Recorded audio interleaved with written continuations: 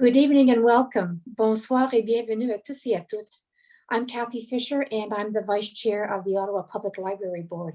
It's my pleasure to welcome you here tonight. Kwe Kakina.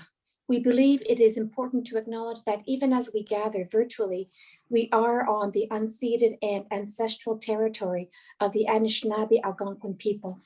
Nous rendons hommage à toutes les Premières Nations, les Inuits et les Métis, leurs aînés, leurs ancêtres et leur importante contribution passée et présente.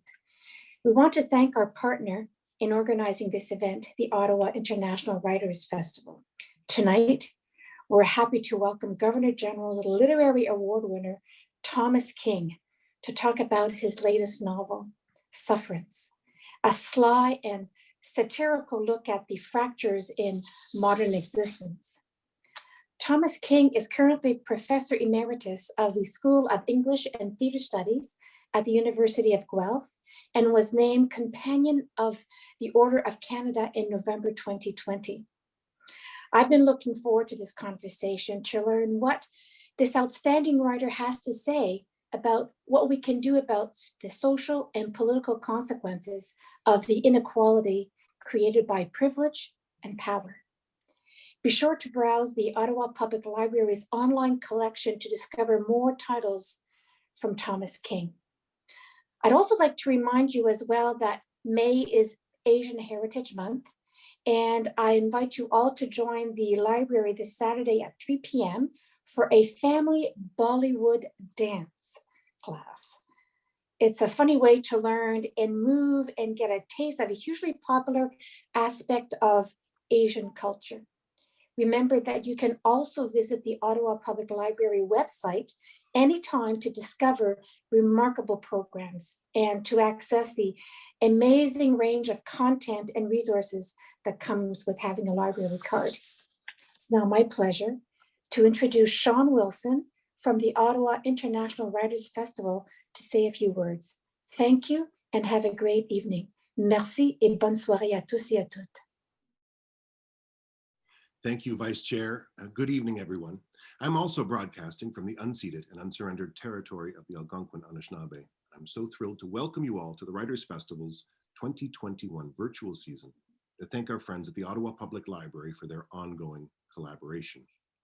I also want to thank you for supporting authors and booksellers through these difficult times. Our official bookseller is Perfect Books on Elgin Street, but I know that wherever you are right now, there's an independent bookseller nearby who would be more than happy to sell you some great books.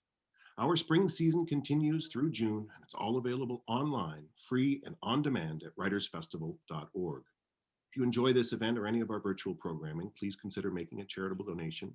Your financial support will allow us to continue to bring you the world's most interesting authors and thinkers, even as we continue into year 2 of the pandemic. Our host tonight is Peter Schneider, Manager and Executive Secretary of the Public Lending Right Program. Peter is the most careful and insightful reader I know, and his day job supports and sustains virtually every published author in this country. Let's give a warm virtual welcome to Peter Schneider. Thank you very much, Sean. Thank you for that wonderful introduction.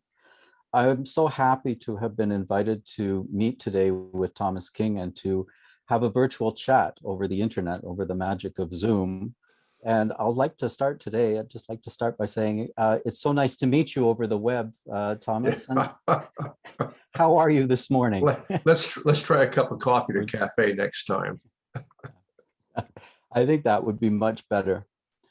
You know, here we are in May of 2021, and we have all been living through this extraordinary circumstance since early last year.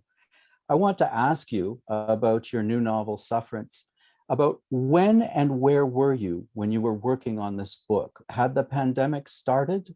Had you started the manuscript before this all came to be? Yeah, the horrible thing about being a writer is you're always about 2 years behind what's happening in society. And so it was with Sufferance. I've been working on Sufferance probably for 8 or 9 years. And I would pick it up and put it down. I would change it. It would go through one draft, and then I didn't like it, and I had to change everything from the narration strategy to the characters to the plot, and it just sort of limped its way towards or slouched its way towards Jerusalem any number of years. And by the time I finished it, the pandemic hadn't hit. And so it sort of caught me off guard. I thought, here, I've got a book called Sufferance. There's a pandemic on now, and the book really has nothing to do with the pandemic, but people might think it would. But that's not the way writing goes. It takes me a long time to write a novel, and normally it's society is in the rearview mirror by the time I get the book actually published. You know, the reason I asked you is because there are some fairly big ideas in this book, and it is utterly of the moment. It's striking how topical and timely the material is in the novel, and that even though you were writing it 2 years ago or beginning the drafts 9 years ago, it's like reading the headlines from the newspaper. Yeah, and I think all that means is that the issues that we're dealing with today and the issues that Sufferance touches on have been with us for a very long time. They've just been in the background, that's all. And now suddenly they're coming to the foreground. But the inequities in society have been there for hundreds of years. There's nothing new. It's gotten worse, as a matter of fact. And so by now, it's gotten to the point where we can no longer ignore it. And it looks as though I'm some kind of a genius who tapped into the absolute moment in society, and that's just not true. I just maybe happen to be more pissed off about it earlier on than other folks. I don't know. But it's a long-standing issue. It's nothing that just sort of came along and I snapped it up. It's been there for quite a while. There are many things that can be seen that we don't like to see, or that we don't like to look deeply at. And Yeah. in the book, there is a central figure who is Jeremiah, who is a forecaster, is the Yeah. sobriquet, is his calling or his vocation. Can we talk a little bit about literary form and about what a Jeremiad is, about a story or a vision that has sort of a moral center that's also a commentary on society? Because I don't think it's a coincidence that your central character is named Jeremiah in this book. No, of course not. I mean, in part, it plays off of the prophet Jeremiah, this idea that you can have someone who sees the truth in the world and who can speak that truth, but nobody listens and nothing happens. And for my Jeremiah, that's pretty much what happens. He has spent all of his life forecasting, looking at the patterns in the world and figuring out what might happen or what could happen. And he's just looked at that too long. And he's talked about it and nothing much has changed. And so by the time we get to the novel, we have a character who's just decided to say, screw it. He's going to go off by himself and almost into the wilderness, if you will. And there it is. And I think a lot of people periodically find themselves in that situation. I know I do. There are days when I wake up and I turn on the news. I've had to stop watching the news because I get so pissed off.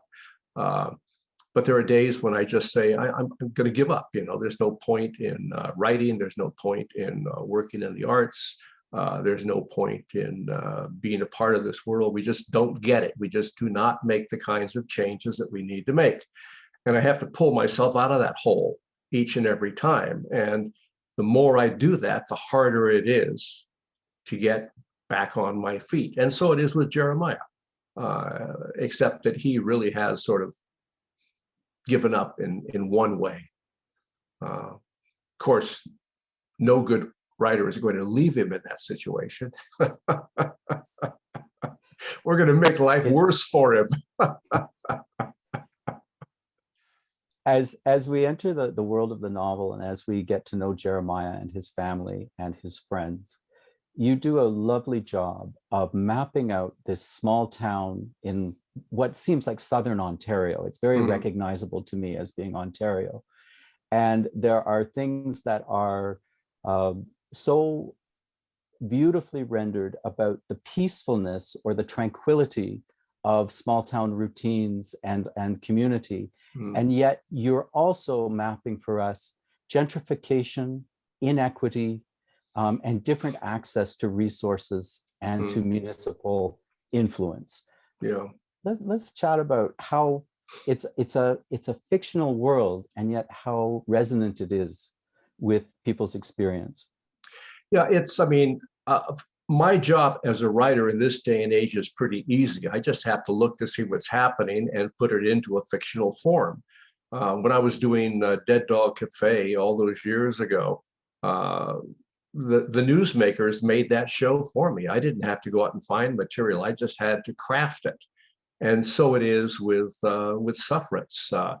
These kinds of issues are right there for you. And as a writer, it's your job to craft those in a way where they have some kind of wholeness to them and some kind of coherence.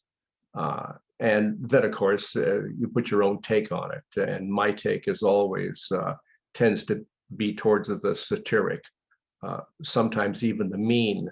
I try not to be mean, but it's really hard sometimes when you're dealing with some of those issues that you spoke about.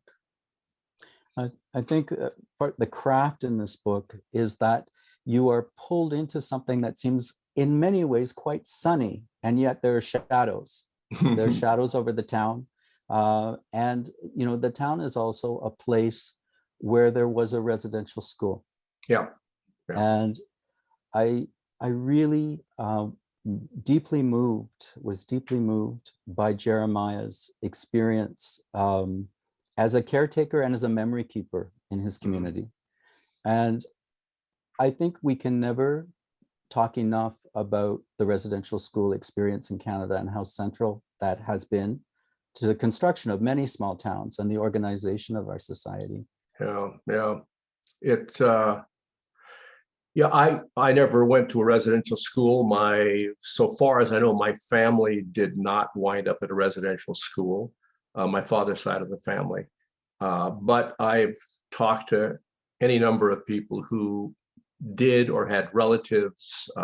Certainly I watched the testimony at the Truth and Reconciliation Commission, and there's just no way you can get around the horror of that. People think it was just that kids were forced into a school they didn't want to go to, sort of like, oh, I want to go to Southside, I don't want to go to Northside. But that wasn't it at all. These were schools these were alien worlds, as a matter of fact, and they were destructive.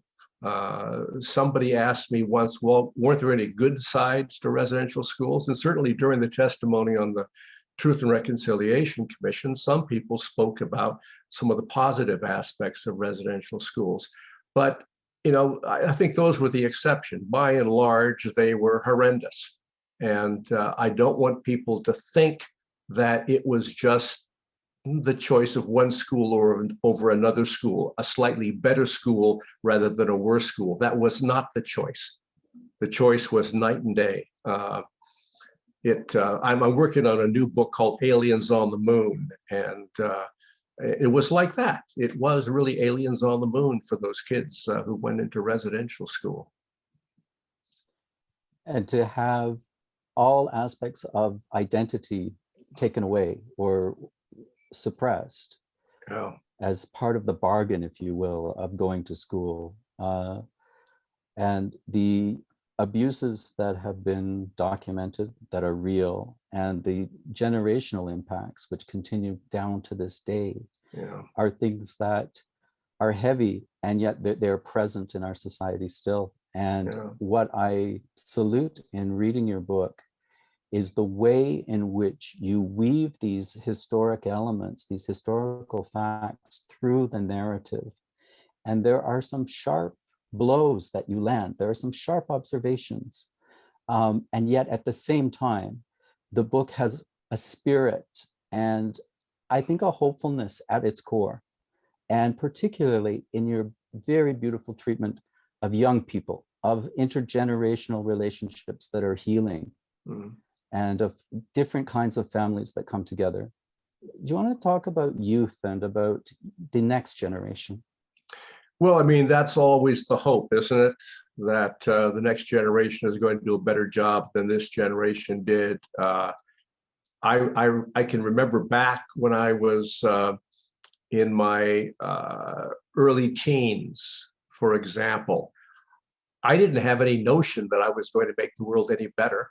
I just wanted to get to the football game on Friday night or get down to the bowling alley with my buddies, et cetera, et cetera. So I'm not sure that we can put a lot on the next generation since ours didn't do a smashing job. And we certainly knew what the score was going to be. We certainly knew what needed to be done. And I've always been stunned at how little we seem to have accomplished, even with good intentions. I may talk about that in the next book, as a matter of fact, because I've got some ideas about exactly what happened. But I've got a 4-year-old granddaughter, and I'm trying to fill her head full of environmental stuff and social equality, and all she wants is a cookie and a glass of milk. And okay, fair enough. That's what we're facing. That's what we're facing. I mean, maybe we've made some progress and I haven't noticed it. Maybe I'm just such a grump and a pessimist that whatever hope you see in my novel sneaks in there. It's because of my partner. It's not because of me. I'm a pretty dyed-in-the-wool pessimist. I wake up and I have my first cup of coffee and I say, that's as good as it's going to get all day. So don't give me any credit for that. I tend to look at the world through shady lenses. Well, and I also think maybe a bit of an empty stomach, because the writing about food in this book is exquisite. Here's the thing. Here's the secret. As you get older and certain real enjoyments fade into the background, we won't say what, you come to understand that food is one of the great joys that you can enjoy right through your life.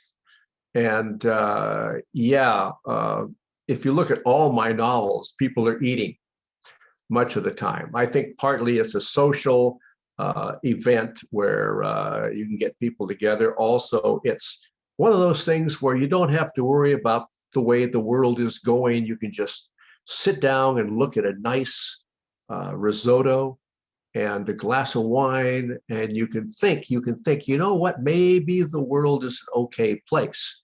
And by the time you get to dessert, you're feeling pretty hopeful. And then you pay the bill and you walk out of the cafe and, the world comes back to haunt you once again. But for that moment, for that time that you're eating, whether it's a snack or a dinner or standing around at a food wagon, the world can look pretty good.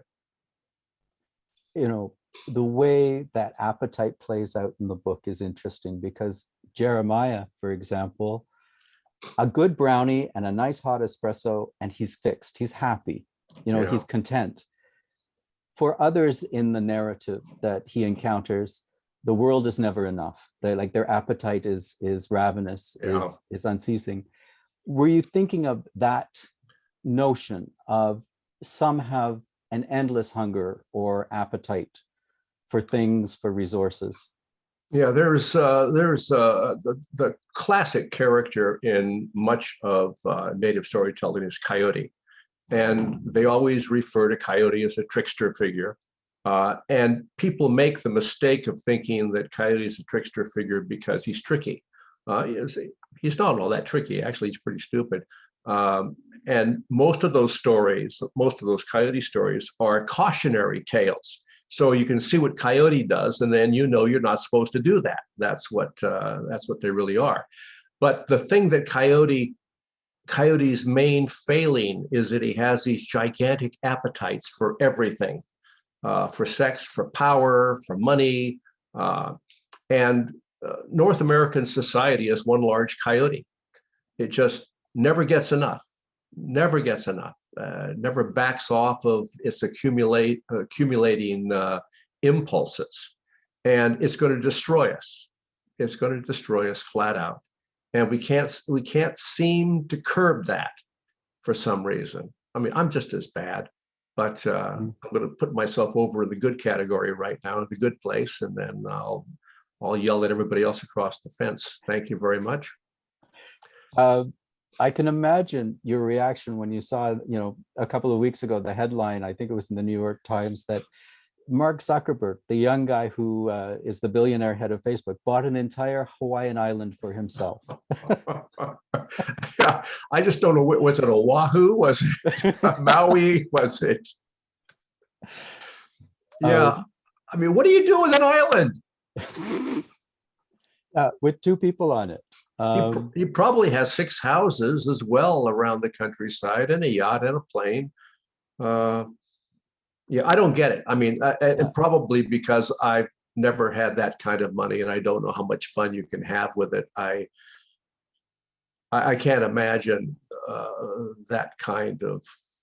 Yeah, I just, The book causes this reader to reflect on how out of control it all seems right now in the early part of the 21st century, and what we've witnessed over the last 40 or 50 years of the acceleration of this extreme wealth, of the fact that there are, say, 2,000 people who you could really say run the world. Yeah.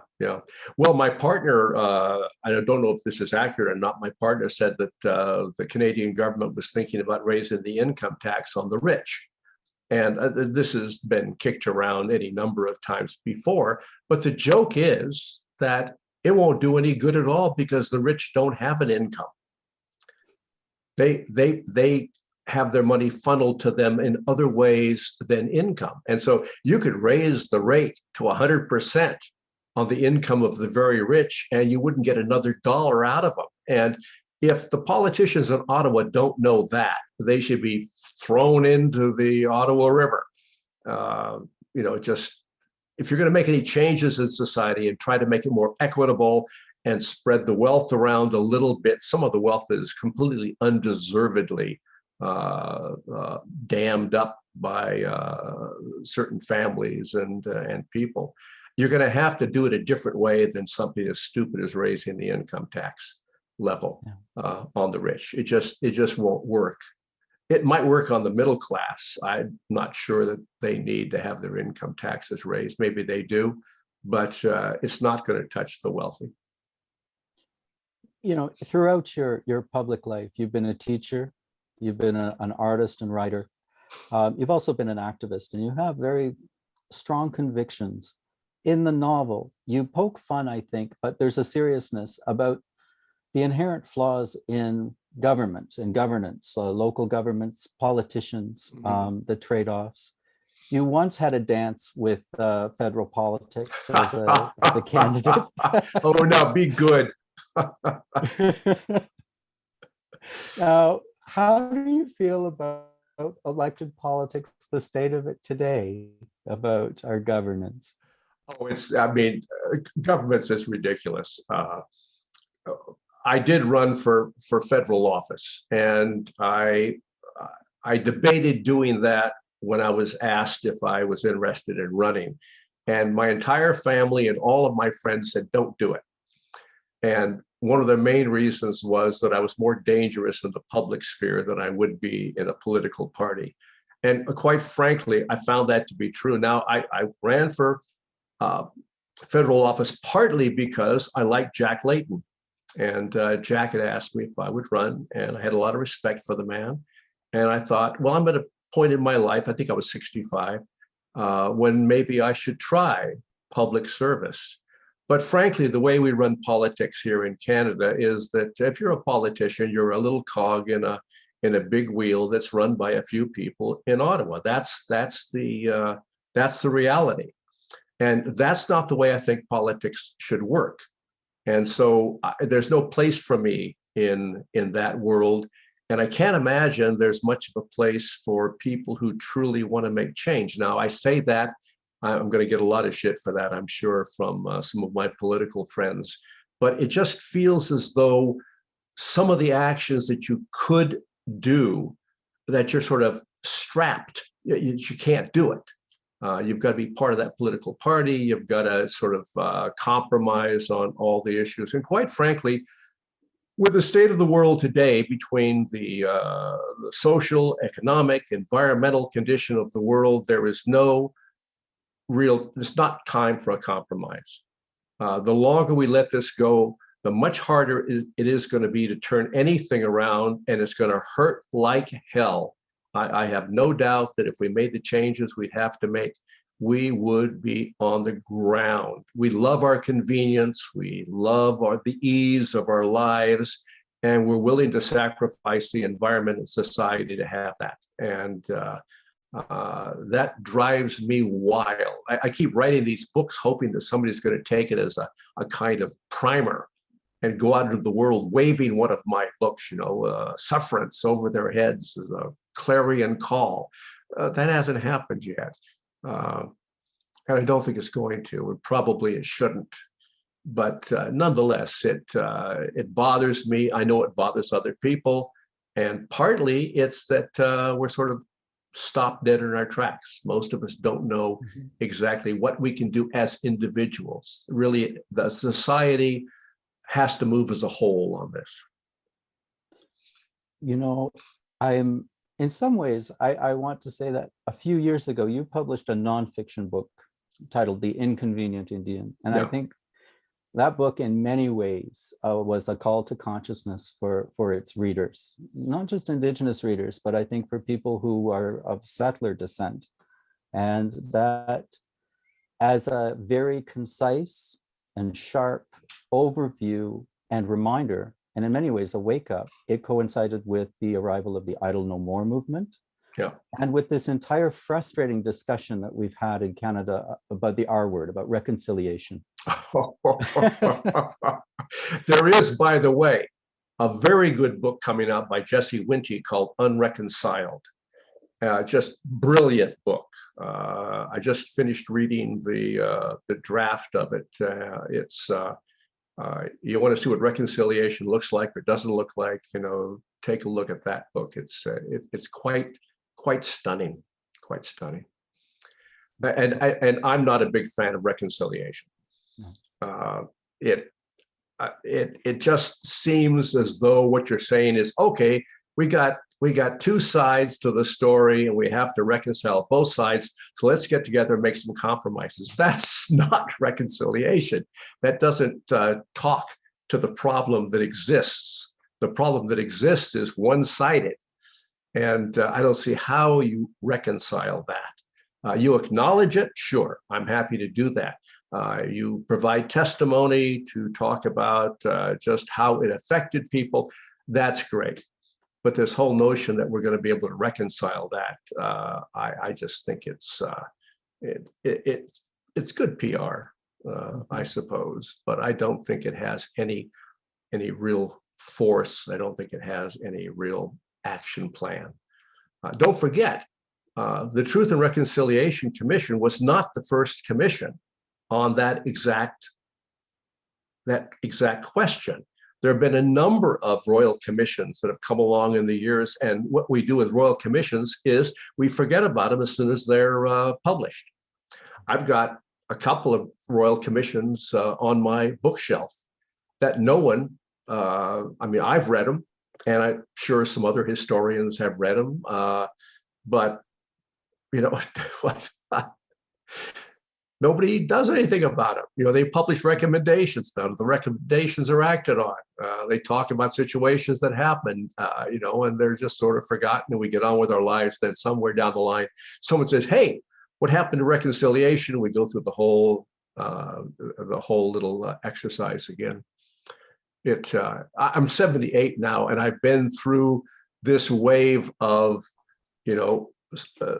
pseudo-reconciliation since 1968. And there's always been a wave, another wave, another wave, another wave, activism, activism, activism, activism. And we're still right where we were before, standing on the street corner with our cups. In the novel, in Sufferance, one of the reasons it resonates as being recognizable, as being set in the Canada of the 21st century, Some characters live in beautiful, renovated, gentrified dwellings. Others have mold in their houses and dirty water coming out of their taps. Yeah. And that is Canada. Yeah. Yeah, the situation with mold in trailers, just as an example, on reserve is something that I've lived with for years.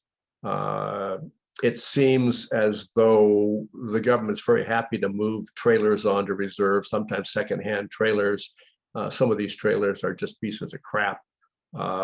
Many of them develop mold, leads to respiratory problems. But, hey, you got a trailer, so it's got a little mold in it, so what?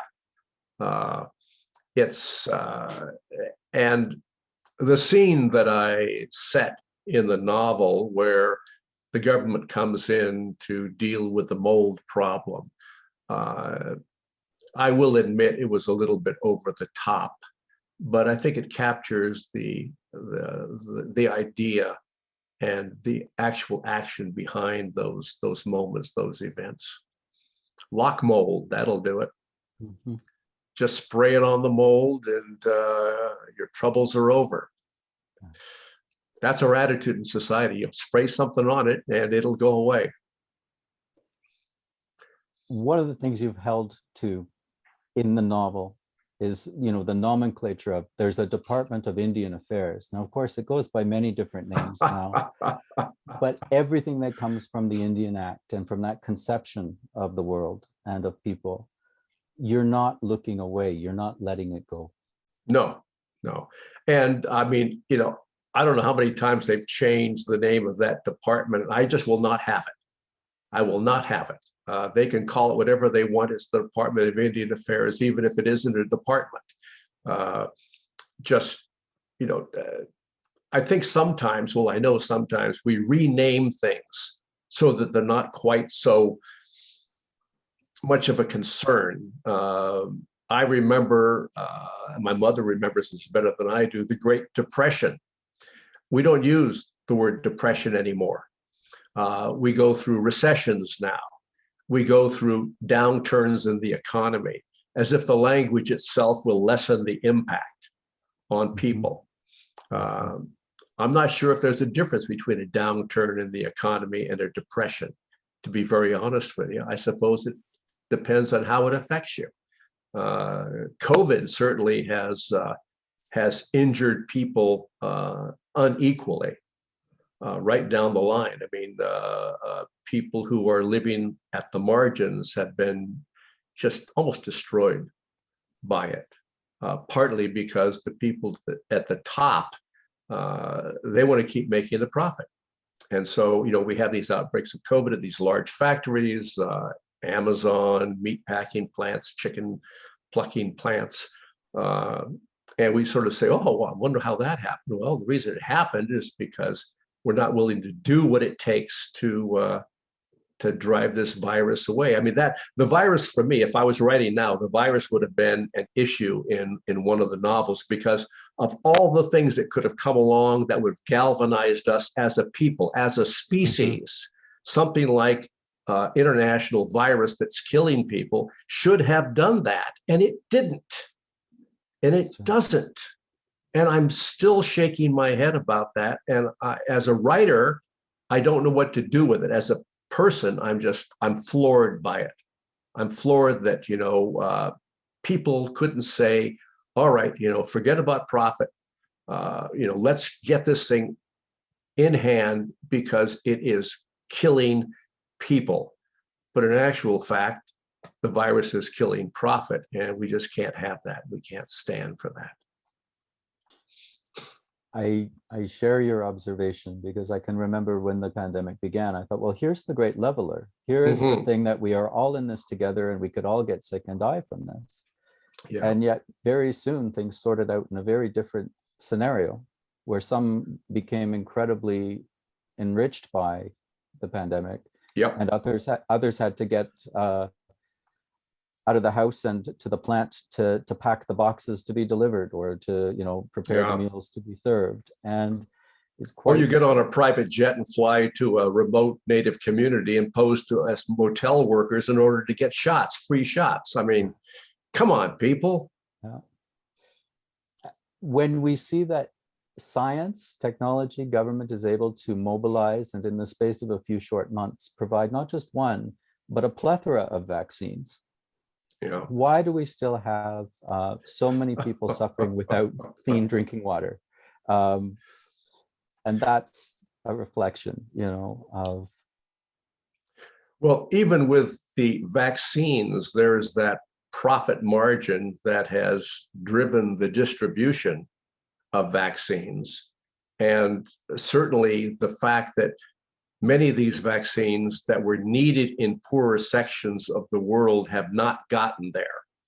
I have to assume it's because of the profit motive. And here's the crazy thing. Here is the crazy thing, as far as I'm concerned, is you can't not vaccinate part of the world because it's poor. You don't vaccinate part of the world, and all of a sudden you have variants being thrown off. Those variants come back and overtake us, those of us who have been vaccinated. There's no safe place to hide from that. And so you got to be smart about this, and we're just not being smart. I don't see us being smart at all. I was disappointed with Canada's vaccine rollout, to be honest with you. The government from the beginning was talking about this flood of vaccine that was going to come in, blah, blah, blah. Had contracts signed with Pfizer, for example, and then the whole thing just fell on its face. And I have to guess that the profit motive was part of that. I don't know the complete story. I'll be first to admit it. But I know the way in which the economy and the way in which society works at this point, and I've got to guess that part of that was profit. The ways in which the pandemic is playing out and the social fractures which will continue to happen as a result of inequity are compounded by the environmental crisis, by the fact that the planet is burning. Yeah. It's such a beautiful world, and we know so much that we could save it. Yeah, and of course, Jeremiah does none of that, really. He just picks away at the surface issues. But, it's a funny thing about being a writer or being any kind of an artist is that you can't tell people what to do and you can't tell people what to think. For me, and I've said this any number of times, when I write, what I'm writing is a blueprint for the imagination. I want to craft the story in such a way as people come to their own understanding of the world. And I can't control that. Once a book of mine gets out into the public, it's no longer my book. And I have people doing all sorts of strange things with it, all sorts of wondrous things with my work, all sorts of strange things with my work. But I've got no control over that, and I know that. So what I try and do is craft the blueprint that's going to give you a kind of push in what I think is the right direction. And then you find that out for yourself or you don't. And there it is. Reading this work, I mean, certainly it was the pleasure of encountering a very, very sharp mind at play, because there's playfulness in the book as well. There's gentle observations of our flaws as people and of, the quirks of community and of human nature. How do you find being a working writer now that you are no longer required to teach a full course schedule? Like, is it is it a gift? My partner and I were out in Lethbridge and then down at the University of Minnesota before we came to Guelph and taught at Guelph. And we taught full loads. We raised 3 kids, and I wrote, and Helen painted. And we have no idea how we manage that, because now where all I do is write or photograph. Right now I'm learning filmmaking. And she's got her studio and she's painting. We can barely keep up with that. How we kept up with child rearing and a full-time job, I have no idea. I guess it's just the idiocy of youth and the energy of youth, because if I had to do that now, I would be dead. It would destroy me. I'm gonna have to lie down and take a nap after this interview. It's so much work. I don't know how I can manage the other. you know, you grew up in California. As a boy, you were in California. Yep. Um, California at one point had a very impressive system of public education and It an did. incredible university system. Yep. Do you sometimes reflect on the good things that we can build? Yeah, I mean, I do. California did have an interesting system, but it was a three-tier system, as a matter of fact. You had junior colleges, 2-year schools. You had state colleges, 4-year schools, but we did not give out advanced degrees. And then you had the university itself, which was a 4-year and master's PhD. So there was a tier system in California. But the nice thing about the tier system is that you could sort of find where you wanted to be. The costs were not astronomical. Now they are. Now the costs of an education are astronomical, and we've gotten away from free education and making sure that all of our all the people within the society are educated. We're helping my oldest granddaughter go to school. She's in the States with my oldest boy. And I was sort of floored by the cost. And I said, that's that much for a year? And they said, no, that much for a quarter. So it just, yeah, I don't know. It's not one thing or another. That's the part that throws us all the time. It's not the environment. It's not the economy. It's not the social system. It's not the health system. It's all of that, because it's all interrelated. It's all intertwined. You cannot change one thing unless you change the whole thing. I mean, we're never going to get to a place where we look after the environment until we deal with the economic monster that we've built. And we're not going to get to that until we deal with society, the society that has helped to put that together. You can't just work on one little thing and put a Band-Aid on it and expect to get any kind of result. And we don't. We feel good about it, something comes along and we sign a petition or we go on a march, and we come home and we feel, wow, that felt like I was really doing something. Well, I'm here to tell you, you didn't. It didn't change a whole heck of a lot. You've got to put more of an effort into that. But the effort really has to come from the leadership, from our leaders.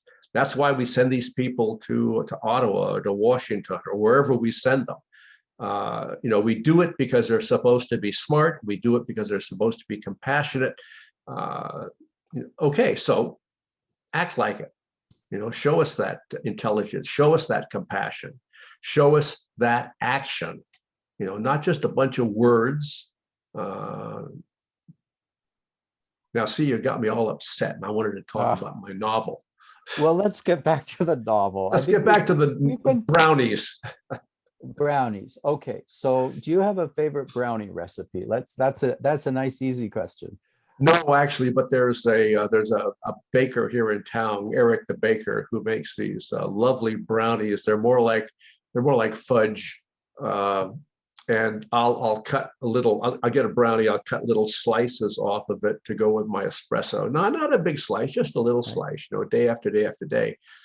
So those are among my favorite little treats. But like you say, it's food. It's always food for me. If I can think of some way to bring food into a novel, I will. In my Dreadful Water novels, everybody goes to the cafe in that story almost every day. Thumb's Dreadful Water's eating bill at Al's Cafe must be horrendous. I haven't tried to. My partner said you ought to add up the bill for a month if he's eating there. He couldn't afford it. So, and in sufferance, and food is the way that people sit down and talk. Yeah. Take a break. We've talked a lot about the book, and I hope that people appreciate that what I'm trying to do is not give away any of the secrets, not give away some of the mysteries that come and some of the plot developments. But I think in talking about the world today, we're actually talking about the context of the novel and about the world in which it takes place and the implications of the world, the way the world is set up. Well, there is that one line of one line that I run along in the novel, which is this idea of people who will do anything to get what they want, absolutely anything. And that probably scares me as much as anything that I can conjure up. Those individuals, as far as I'm concerned, are part of the real evil in the world. I don't tend to think of much about good and evil as dichotomies because they're so tied up with one another. But in terms of pure evil, those individuals who allow nothing to get in their way, who ignore society, who ignore the environment, who ignore good sense. And we don't need gods. We don't need anybody to tell us right from wrong. We understand that as a people. If we had no religion whatsoever, we'd still know things that were right and things that were wrong. Intrinsically, we would know that, just as a species. So we don't need that. And these people, some of whom I describe in the book, just burn right by that, in favor of just self-fulfillment, self-aggrandizement. Just the bottomless appetite, the ruthless bottomless appetite, the big coyote. The big coyote. As we began the conversation, you noted and mentioned that you're already working on your next book. Are you working on more than one project? Do you have more than one thing going on? Yeah. I'm let's see. I'm working on a series of short films. I just got a cine camera. I've been a still photographer for as long as I've been a writer. But I decided to step over into filmmaking, and so I'm doing a series of short films on some of my poetry. I'm working on, I've already finished another Dreadful Water. It'll be out in January of 2022. I've got a graphic novel coming out based on one of my short stories. A young woman named Natasha Donovan has done the work on that. That comes out in September. And then I've got Aliens on the Moon that I'm working on. It's an idea right now with a few bits and pieces. And then there's another Dreadful Water. And I don't know, some days I just get tired and I just sit in a chair and look out the window and I don't do anything. Learning how to be a filmmaker is going to destroy me. I'd forgotten about the technological aspect of it, how to use an editing program. Hit me in the head. I can use the camera. That's fine. But then, audio, video, forget it. Yeah. So I'm keeping busy, if that's what you're asking me. Okay. Yeah, I'm keeping busy.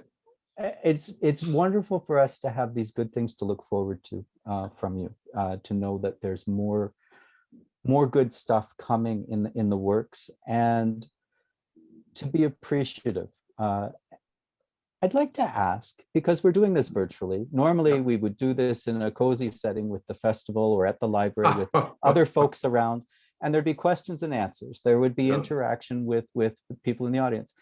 Do you have a question that's ever been asked to you at an event where you were reading or speaking that totally surprised you and delighted you? Like a great question that came from an audience member or someone you met at a public appearance?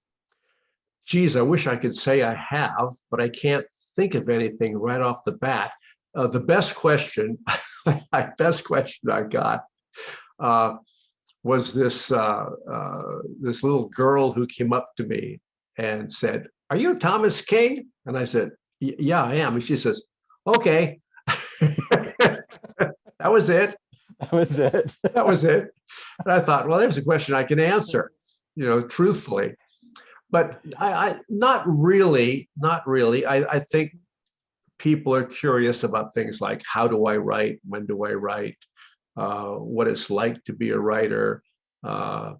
Sometimes it's, how can I be a writer? I'll get questions like that. Do I need an agent? There are a few standard questions. How do I feel about A, B, C, or D, or all of the above?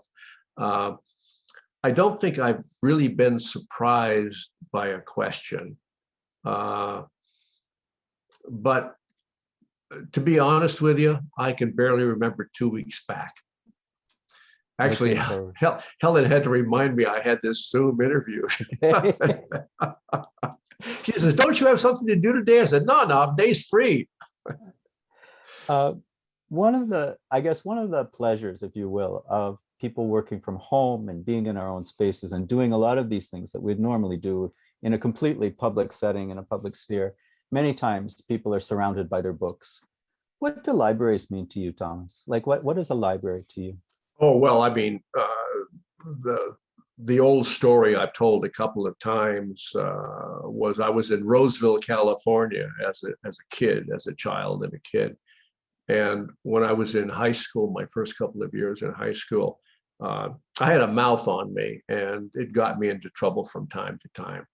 And this one particular summer, I was sort of stuck in town. A lot of the kids went off to summer camps and things like that, or, they went to the California equivalent of cottages, of Ontario cottages.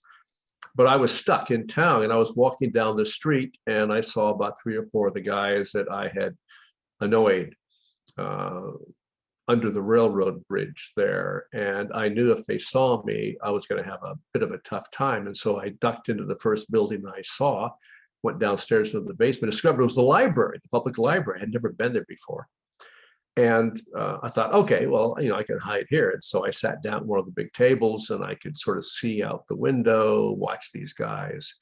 And the librarian came over, and she says, "Can I help you?" And I said, "Oh, yeah, I just sitting." She says, "Would you like a book?" And I said, "Oh, sure, why not?" Because I was afraid she was going to kick me out if I didn't get a book. And she says, "What kind of books do you like?" And I said, "I don't know." I said, "Do you like horses? Do you like dogs?" I said, "Sure." And so she went and got me Thomas C. Hinkle's book on horses. He wrote a series of novels on horses. I don't think they were very good novels, but she gave it to me.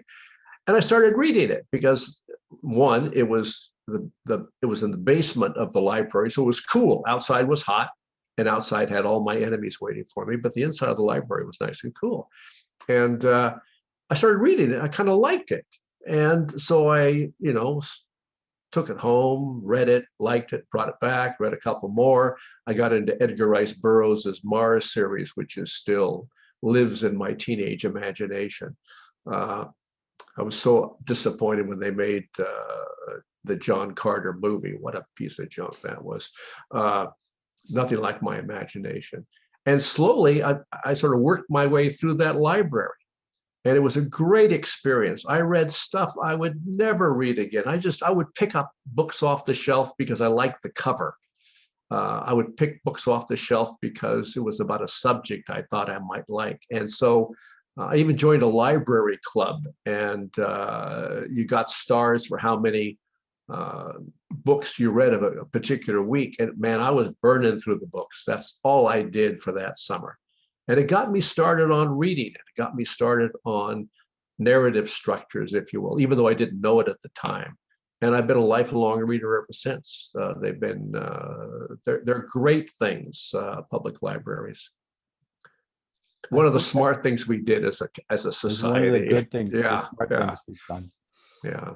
I think that's the perfect place for us to pause now and to thank the Ottawa Public Library and the Ottawa International Writers Festival, and for me to thank you, Thomas King, for the time you spent with me today talking about your new novel, Sufferance, which has just been published by HarperCollins here in Canada. And thank you so much for this conversation and for the book. Oh, pleasure. Always nice. Maybe next time we can do it in person. I hope so. That would be lovely. And we can have some food. Food, yes. Yeah. Food is absolutely required. Okay. All right. Take Okay. care. You Bye-bye. too. Take good care now. Bye-bye.